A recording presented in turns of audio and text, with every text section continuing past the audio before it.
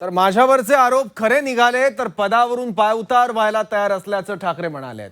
सोन्यासारखी शिवसेना चोरांकडे द्यायची नाही असंही ठाकरे म्हणालेत आणि तुमच्यातला शिवसैनिक पक्षप्रमुख बनेल असंही ठाकरे म्हणालेत। मला नेतृत्वाची हाव नाही, पद सोडायला मी तयार आहे। गद्दार माणूस आरोप करेल तर त्याला तुम्ही उत्तर द्या असं उद्धव ठाकरे म्हणालेत।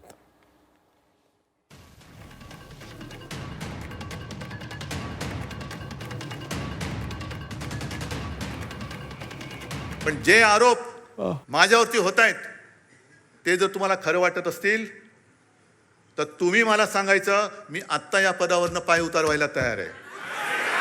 फक्त माझी एक अट आहे की ही सोन्यासारखी शिवसेना चोराच्या दरोडेखोराच्या हातात जाऊ द्यायची नाही। तुमच्यापैकी एक शिवसैनिक येऊ द्या, तो शिवसेना पक्षप्रमुख बनेल, मला त्याचं सुद्धा कौतुक वाटेल। मला नेतृत्वाची सोच नाही, मला नेतृत्वाची हाव नाहीये, मी आत्ता हे पद सोडायला तयार आहे। पण कोणी लाचार, गद्दार, भेसळयुक्त रक्ताचा माणूस माझ्यावरती आरोप करत असेल तर त्याला उत्तर हे तुम्ही द्यायचं आहे। बाकी मी डगमगलेलो नाहीये, मी खचणारा नाहीये।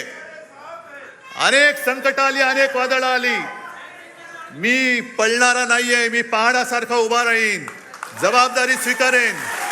पण तुमच्या मनात जोपर्यंत विश्वास आहे तोपर्यंतच हे मी करेन।